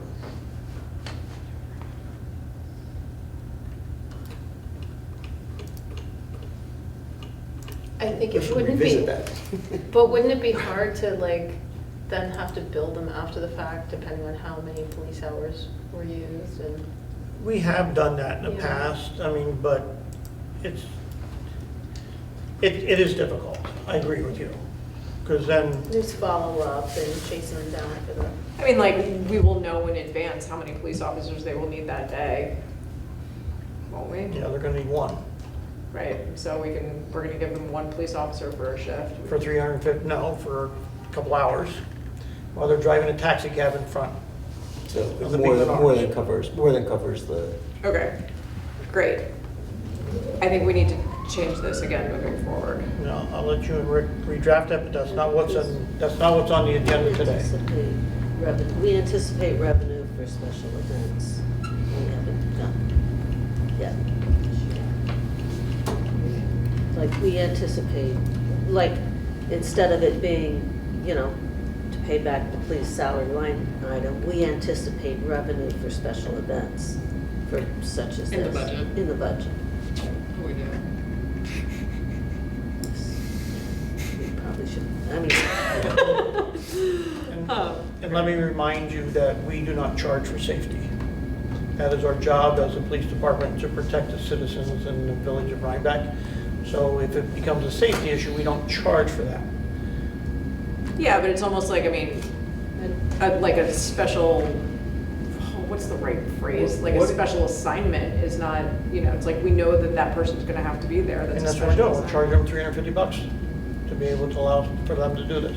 What is your concern? Is it inconsistency? My concern is that the city of Chicago makes gajillions off of Chicago Fire every year, and we have yet to take advantage of that. And as Rhinebeck becomes more and more popular, we're gonna have more and more people gonna be wanting to do things like this. And if at the very least, we're not making money off of it, then what is the point of having them do it here? We don't need any more publicity. We don't need any more tourism. We don't need any more photos of Beekman Arms and Travel and Leisure. $350 is covering our expense for the short time that we're going to be involved. Yeah, no, I get that, but like, what I'm saying is. You're that- arguing another point. You want to change the Yeah, that was like, application. that was the, I So thought let's- that was the let's- point of doing let's get this through this. application. let's get through this right. Let's get through this, We're- and then you we're can argue discussion. your other point, okay? Okay. You're Permit. confounding the issue. All right, I'd like to make a motion to accept the Van Wormer International LLC filming application. Second. Any other discussion? All in favor say aye. Aye. Lydia, if you want to change the application, please work with trustee Lewis who drafted this and change it. Okay? Next on the agenda is Archtop Peddler's Permit. Basically, what they're doing is they want to go, when they are working on it in an area on the street, they want to go put door hangers. So they're just going out and they're not selling. They're not going and selling their services or anything. They're putting a door hanger saying that we are going to be on your street, doing work on such and such a date. We asked them to put in an event, a peddler's permit, because they're out distributing onto our residents. Is the door hanger to say that, just a heads up, that's what this crew is doing in the road? Or is it saying like, Yeah. and you can No, sign up? it's not for, I just said, it's not selling. It's to warn people that they are going to be working on the street. Okay. Okay? I'd like to make a motion to approve the Art Top Peddlers permit application. Second. Any other discussion? What's the impact on the street? None. No, I mean, Well, they're micro-changing. They're microchunks, they do 2,000 feet a day. They're gonna get, if they were to do this village without interruption, they're done in 2 weeks. They're not gonna stop traffic, they don't need police support, they're not doing any of that as they go down the street. They'll be having their flaggers and walking down the street, but they wanna They just wanted notify, people they wanna to- notify the neighbors Got it. that they're gonna be, That's this it, micro yeah. trench is coming through. Great. That's good to know. Yeah, no, I specifically asked for it. Okay, next is the Taste of Rhinebeck. This is an Did we vote amendment. on that one? Sorry. Oh, yeah, did we? You did not vote. I made a Yes. motion, Gary and you Rick. seconded I it, seconded. Rick seconded. Yes. All in favor, say aye. All right. Aye. All right. Next, Taste of Rhinebeck. This is an amendment to the previous application. The amendment basically says they want to add live music during the Taste of Rhinebeck.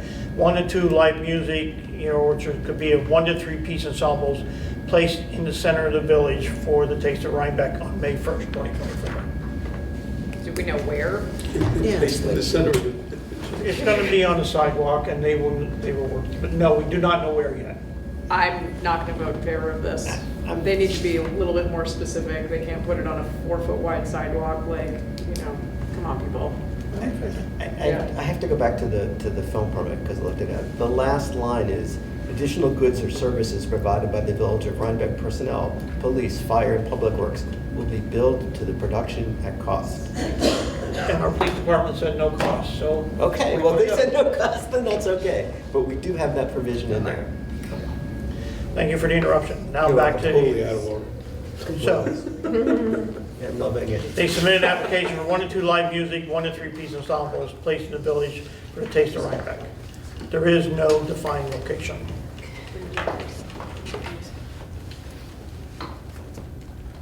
I think they need to be specific with their location before I'm gonna approve this. For, the music on the, what do they call it, the music on the? Blah, blah, blah. Music on Market. Yeah, music on Market, where do they usually set up? They tell us where.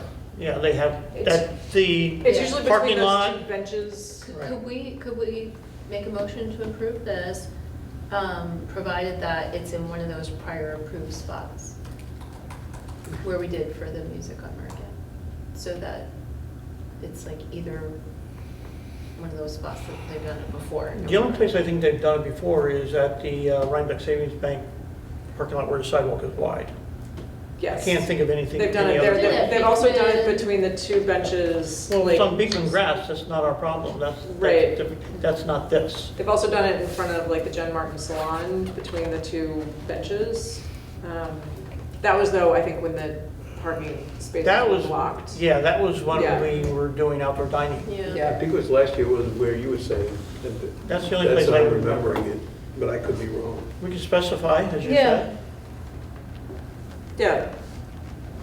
I mean, I'm fine passing this if we're specific about a location, but I just don't want like a, Right.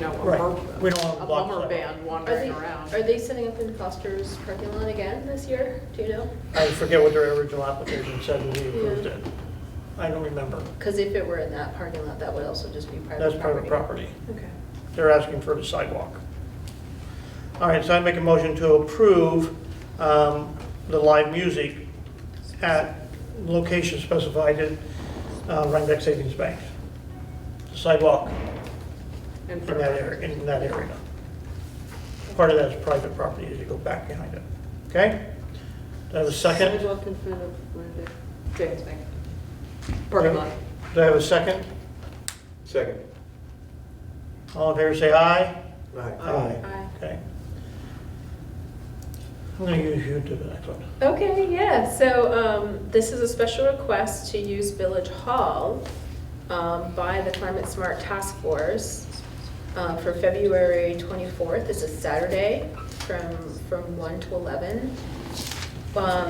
This is the exciting time of year where it's February and you kind of want to die because it's winter. But then you get to think about amphibian crossings and migrations as a sign of spring. And so what we're proposing to do is to show the DEC training for this citizen science project on the big video monitor, and then have like some in-person trainings and a discussion. So it would be hosted by the Climate Smart Task Force and open to the public.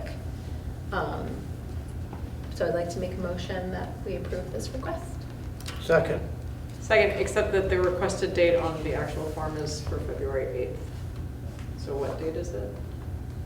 I think it's the date that you filled it out, but The 24th. the 24th? Okay, so I think we just need to make sure that the application says the 24th. Oh, my bad. It's all right. Any other discussion? All in favor say aye. Aye. Okay. I'd like to make a motion to approve the minutes from 1/9/24 with the edits that have been made, suggested and made. Second. Discussion? All in favor say aye. Aye. I'd like to make a motion to approve the minutes from 1/23/24. Edits that are made. Second. Discussion? All in favor say aye. I'm abstaining, I don't believe I was there. Wait, Kira, did you skip over the Wait, there were grants? two, Yeah, there were there's no two minutes on the They've been removed. 23rd. One was for the regular Yeah. meeting, and then one was for the special meeting? There was 2 grant applications that, from the fire department, that have been removed from the calendar. Oh, okay. Removed from the request, at their request. There was a meet, there was, I'm So sorry. no, I didn't skip over it. There So, was- John, there was a special meeting, there was the regular board meeting in the afternoon, then there was the special I meeting missed in that the one. afternoon. I missed the Yeah, afternoon. You missed the afternoon one. Yeah, so you should recuse yourself from that one. Right, that's what I did. Right, but so now we need a third motion to approve the special meeting minutes from the 23rd. So moved. There's only 2 on the agenda. Okay. Which one on the 23rd did we just approve? The regular, the first meeting. Okay, the I regular. assumed- Yeah, that's what I assumed, yeah. Okay, all right. I was at the other one, the night. You were. Yeah, Yeah. yeah. I'm not gonna make a motion for minutes that haven't been presented. Committees, Trees? trees. Okay, there are no current applications for tree removals. You heard about George Weld. I would like to have a more substantive conversation about Enforcement? about the enforcement and the fine situation. This law was put on the books in 2009. We have never fined anybody. How do you We know have- it's never? I've never heard of anybody, and I can We tell. don't know it's never. We don't know. I've no member of the commission has ever heard of anybody fined within recorded memory. Nobody's ever been fined about this. You have a couple issues here. One, we've been working pretty hard to get the word out. Not everybody knows. I'm concerned about selective enforcement, that certain people are gonna get their trees cut down and it's not gonna be noticed, and it'll be fine. I'm also concerned that if you start leveling fines at contractors, we have a big problem. We have a couple local guys who are here. We have contractors from all over who come in here. I can't really expect them, if they're coming up from Wappingers, to know our law. I think that, Well, ignorance of the law is not an excuse. well, I think that a $250 fine for this, I think is excessive for this. And I think I'm that sorry, the value of a full-grown tree is way more than $250. we don't, Do you know what the city of Kingston just did? They just increased the fine From what to what? to $2,500. Wow. Good for them. okay. All right, well, Just all give me right, a fact. my problem is that in a time and a place where a lot of people here are struggling it's a concern to get people to cut their trees down, take care of it. We have pretty good compliance as it is. I'm just really concerned about going full gung-ho, and it means we're gonna have to be issuing appearance tickets from building and zoning. We just heard there were 16 in last year. And it's not selective enforcement if we're enforcing every violation that we know of. Right.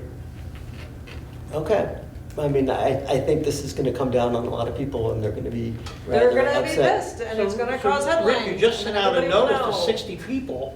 Mhm. You sent out a notice to 60 people warning them of a hazardous tree. And we've been getting compliance along the way. And how many of those have been have I complied? don't have a number off the top of my head. And, you know, where are we on enforcing that? Because we said there's an We enforcement. we informed them, and we That's did what I not said. start. Where the- are we on the We enforcement? did not start the clock, and that's now up to Justin. We have to go through zoning. Don't look at me, code man. enforcement officer. You Okay. started, we can- my point is you started a process that you needs enforcement. Okay. This okay. is also an enforcement. Okay, I just think you, That's my opinion. if you guys My, want to go my, full- my full opinion speed is ahead. actually much more black and white than that. If we have a law on the books and we don't enforce it, then why do we have the law on the books? Laws aren't suggestions. Like, I'm gonna sound like a I super think- pedantic lawyer right now, but like, laws literally are not suggestions. And so if we have no appetite for enforcement, then it's no longer a law. It is a suggestion. So here's my question, to go to the actual case that we had. So I've talked to Dave's, you need to inform the tree commission, right? The letter of the law says he has to send a letter within 5 days to information. Dave called in Kyle, said, Kyle, here's the situation, I'm showing you what's going on. This one in front of 53 North? Yeah. Now, it was but then that falls under the category of, That's an emergency. Right, and Dave is responsible for sending a letter within 5 days, or else he's supposed to be fined. And what he did. Well, then he's gonna get real used to sending letters. Well, okay, but what he did, but it was supposed to say, well, what he did, in the conversation, he called in Kyle, he notified Kyle, Kyle notified me, I notified the commission. Well, then maybe and we so- change that from Letter, letter it to was a email. verbal. Yeah. I mean, like, Okay. then maybe we need to amend the law, but like, the point of this story is that if we have a law that we are not enforcing, then there is no point in having the law. So if we're not gonna enforce the existing law, then we need to change the law to something that we are willing to enforce. I just think if we're gonna do this, I think we should ramp it up by some level of degree, and I think with an additional mechanism to inform people. What does Just- the tree commission think? Sounded like from Pat, he doesn't agree with you. Yes, we have a disagreement about this. What does the tree commission in general think of? You are just two members of it. so here's, The- I'm gonna argue on his side for a little bit here. Devil's advocate, we have a sidewalk law. Right, and the sidewalk law says that if you pave your driveway, you must continue to sidewalk across your driveway. Right. So that it's of a contiguous sidewalk and not to be blacktop to look like the thing. The problem is that we allow blacktop as a sidewalk material. No, but the law says you have to Right, do something. designate the sidewalk Yeah. within your driveway. Yep. There's another, I mean, we have a law. I know of it never being enforced, right? So we have this issue, I think, I'm just saying that we have an issue here of enforcement, right? In terms of making the public aware of what they need to do, you know, to be able to comply with the law. So we can say, listen, let's notify the public via the tree commission and all the avenues that we have to say, there is a law in place that says you must pay a fine if you remove a tree without being notified. Within the right of way. We're not gonna go backwards in time, Right. right? We're not asking to be retroactive here and go after the whatever. We're saying going forward, let's enforce the law. Okay, but I'd like to have some sort of at least plan, if we're gonna do that, to do some additional dissemination before we start That's what I just dropping said. fine bombs. That's what I Okay. just said. Let's notify them and say, We're gonna start enforcing this. yeah. Yeah. Okay, well, I'm willing to go along with that, but I want the village board really to see that, you know, we're making, I know that the law is the law, but we're making a change in what has been the informal policy of the village of Rhinebeck for many years, and what people have grown used to. Well, I get that, but I think what we're dealing with is not necessarily what people have grown used to. I think people have just, honestly, I think, I would imagine that most people actually just don't know. Right, that's what we're saying. We have a lot Right. of new property owners in the village. You know, I mean, this sort of goes to my welcome packet idea that I'm gonna continue to harp on until will- I the die. quick start- It's still not gonna have happened, but, There used to be an organization a long time ago that did that. I know, I brought a welcome basket and told everybody about the rules. And, like, great, you guys want to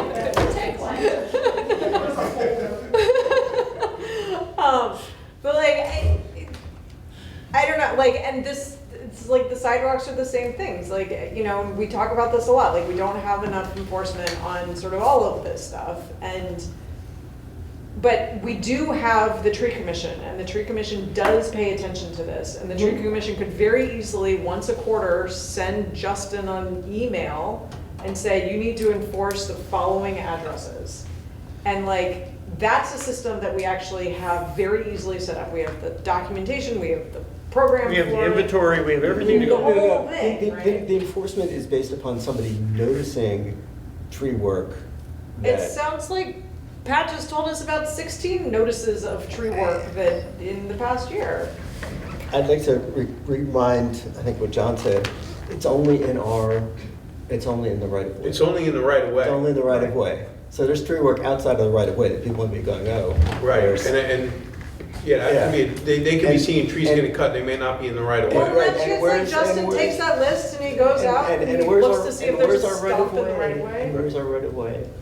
Oh, for God's sake, stop doing No. like, No, I'm being I'm lawyering you now, right? I mean, great, come then on. put this to Justin. In the This is median, in the Justin's median, job. if in the yard within 30 feet from the center of the road, require permission. And then that's Justin has a the tape brief on our website, then you go into the code and it's a little bit more spelled out. But it's- And actually, we have a form that works. But we with just this. have to be careful not to say you can't cut trees in the village without using the Yes. phrase in the right of way. Right. Because, but it makes it sound like someone can't cut a tree in their own backyard when it's, Which indeed they can. which they can, so. But I mean, like, this is Justin's job. His job is literally to interpret our code and then enforce it. So I have a question. So in this case where the law is that there has to be written notification in this case where. I don't a understand tree why came down. an email can't be in written notification. Well, is it calling in Kyle, having Kyle email me, is that enough? Kyle can email you. He did. Great, then that So should be what was their notification. problem? Right. Then I don't know what the tree commission's problem. Well, because you that's can, what's in you can see the letter tree law. commission has a problem. If you look at their. Okay, well then you need to remind them that the law says written, and we have yet to decipher, as we know from Section 230 arguments in front of the federal government, nobody knows the difference between an email and a written letter in the first place. So like, you know, let's just like move on. But this law needs to be enforced. I'm willing, yes, I'm willing to bring an enforcement. I'm saying, I think we need to have an adequate education campaign, and I think we need to be careful, right? I mean, I'm feuding with my own tree commission here. It's not my tree commission, it's Meg's tree commission. Where's your tree commission? It's Yeah, not mine. we're in charge. I'm not charged. To date, the tree commission is unaware of any Sure, we can be written known. explanation being sent to the board by any arborists doing emergency removals. Wait, So- what did they say? So, to date, the tree commission is unaware of any written explanations being sent to the board by any arborists doing emergency removals. So the actual chain was, they called Kyle to tell him what he's doing. And Kyle sent you an email. Kyle sent me an email. And now, they're like, and I they think- consider this, the issue remains. Okay, well then the tree commission un- needs to be un- less pedantic about this. So their comment is, the issue remains unresolved. Here's the thing, We really consider that resolved? I actually think like in reality, having an arborist sit down and write a letter and mail it to Village Hall is like probably not gonna happen. Right. So Right. so maybe we amend the law to say, or phone call notification or something. Or we have the tree commission be less pedantic about the interpretation of the notification. Okay. I mean, like, you know, And I'd like to look at what the wording for if it's a safety or emergency, That what was. powers do we have? I mean, Right. I That believe- was the notification for an emergency removal. Right. So regardless of what the tree commission thinks, there is a process for an emergency safety violation. Yes, So and that was Right. followed. that procedure was followed. Yeah. yes. So Yeah. then what's the problem? Are they still like wound up I about the think- fact that after the fact, Dave didn't send them a letter saying we took down this Yes. tree in an Correct. emergency? Okay, then the tree commission needs to chill out. But like, in the meantime, that is an actual notification, so that's not a violation. Right. And it was an emergency service. So like, this is not the example that we should be using for this Right. particular conversation. you know, Joe Schmo cutting down the tree in the right of way and not telling anybody about it, that's the example that we should be using. And it sounds like Pat's got some examples of that. Again, I would imagine those 16 examples are probably not all in the right of way. And that's what we need to figure out, and then we need to figure out, are we gonna enforce it? And I would say going forward, we haven't been enforcing it. I think it's, even though it's on the books, I think you'd wanna do some outreach and say, we are now going forward, we are going to enforce this, but it's only in the right of way. Yeah. I mean, what we can do is we can just send an email out to the CERB and put it on Facebook and do the things that we do that just remind folks of the law. Right. The same way Also, that we we're can- having that conversation around the snow The removal public, stuff. we could link to the tree inventory where there's a public view where you can see all the trees that are in the right of way. That's what's mapped.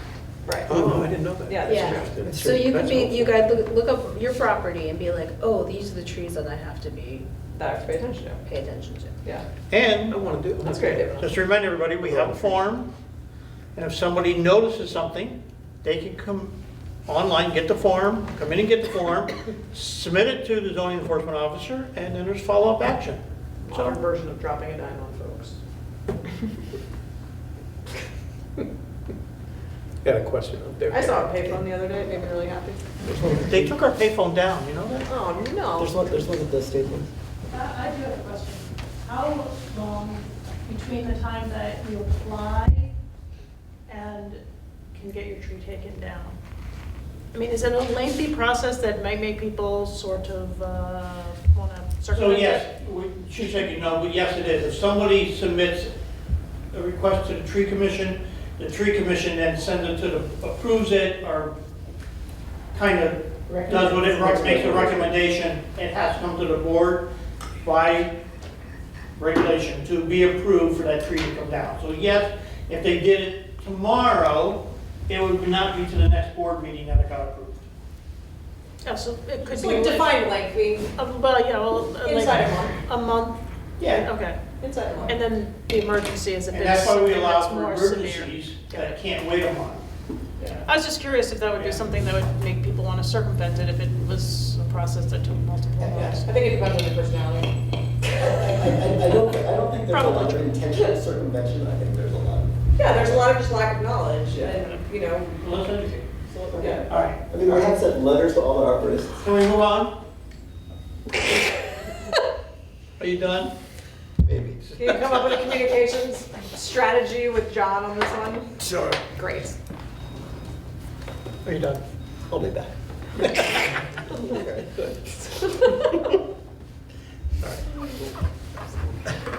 You got more, what do you want to talk about now? Climate Smart Task Force. Yeah, I just wanted to mention a couple things. There's a repair cafe happening on February 24th from 10 a.m. to 2 p.m. at Brookmead. Cool. And this is a great free event if you have something beloved and broken. Instead of tossing it to the landfill, you can get it fixed for free by your neighbors who are volunteer fixers. It's awesome. This is not new, by the way. No, this is not new, but Repair Cafe has been going on for quite some time. I know, but I get newly excited about it every time. I just want to remind folks that this is something that's It's happening. there. And then I also wanted to say that we're going to be submitting our fleet inventory to the Clean Energy Communities program that will get us points towards a grant. We just updated the fact that we now have a CDG for municipal electricity bills. We're community. Basically, we subscribe to a community solar farm that accounts for about 50% of the municipal government's electricity costs or electricity bills. Because of that, we uploaded that to the Clean Energy Communities program, and we should be getting a $10,000 grant. What? Yes, yes, Yeah. yes. I feel like you turn like the Ace of Hearts into grant money. It's like kind of amazing. Yeah, I mean, this is It's the a thing. reward program, that's Yeah. the way it's written. So These cool. are the carrots that the state is putting out there for us to do these sorts of actions. So, we had talked about using these little pots of grant money towards electric lawn equipment. And I know Kyle's researching that. So I'm gonna see if if we can pool those two, the $5,000 grant and the $10,000 grant together. Also, on the topic of grants, as you all know, we've been talking about how to get this building off of fossil fuels. That would be the HVAC project, that would be, and insulation that would be quite costly. So through our CAPI cohort, we're actually talking about the Hudson Valley Regional Council going for a grant that's like an EPA grant, like a big deal grant. The minimum is $2 million. So if they go for that, I think the application is due in April, we could submit all the work that we've done in preparation for this HVAC, this building's project. Including all that stuff that Josh has helped us with? Right. Oh, great. And then we and a bunch of other municipalities that have been working on similar projects all go in together en masse and hopefully present like a big time compelling case for funding. So that is my hope and my dream. And we hope they don't partially fund it, because then we have to come up with a Why? cost. Should we also be pursuing the FEMA grant? Yeah, probably. Probably. We should follow up on that. Okay, we should follow up on that. Yeah. And then lastly, we kicked off the CAPI ADAPT program. So this is all about actions that we can do to plan and prepare for intense weather events, local flooding, sea level rise regarding our water treatment plant on the Hudson River, and heat and cold emergencies. So this is another kind of planning project that we're doing with volunteers, and we have to kick off February 8th in Peekskill, and it went well. Great. Thank That's you. it. Comp plan. Comp plan. Comp plan is in the middle of, not in the middle, nearing the end of finalizing their first public draft. I'm not quite entirely sure how to describe it, but so that's exciting. The next steps involve, they have to hold a public hearing process, and they then take whatever they learn from that public hearing process and make whatever changes they want, and then they present the plan to the board, and the board has to then go through a public hearing process, which also includes a seeker review. And so we are beginning to end the writing phase and beginning to think about the sort of the next set of public engagement conversations around this. And so I think it'll be a really fun spring and summer talking about the comp plan. So can't thank them enough for all of their hard work. Here, here. Yeah. Okay. Next on the agenda is personnel items. We have a personnel item to review for one of our employees' Has to be discussed in executive session. potential resignation. So I'd like to make a request to go into executive session to discuss the performance of this employee. Second. All in favor, say aye. Aye. Thank you. Thank you for the interruption. I'd like to make a motion to leave the executive session. Second. Discussion? All in favor, say aye. Aye. All right. I'd like to make a motion to deny the resignation of our current employee as submitted on February 9th. Second. Any discussion? All in favor, say aye. Aye. Very good. Okay, I'm going to close out this meeting. I'd just like to note anniversaries like we always do, right? We have Carl Delfino, our highway MEO, who has completed 8 years. We have Building and Planning Zone Clerk Ryan Dowden, believe it or not, 6 years. Oh my God. And Building and Planning Zone Records Clerk Miranda Wyant, 2 years. Congratulations to all those people who are working diligently to keep the wheels of the bus moving forward.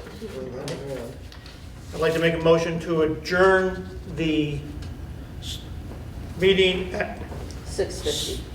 6:50. Not, Close enough. Fix that Yeah, clock. that clock is a not problem. 3:50. Do I have a second? Second. All in favor, say aye. Aye. Aye.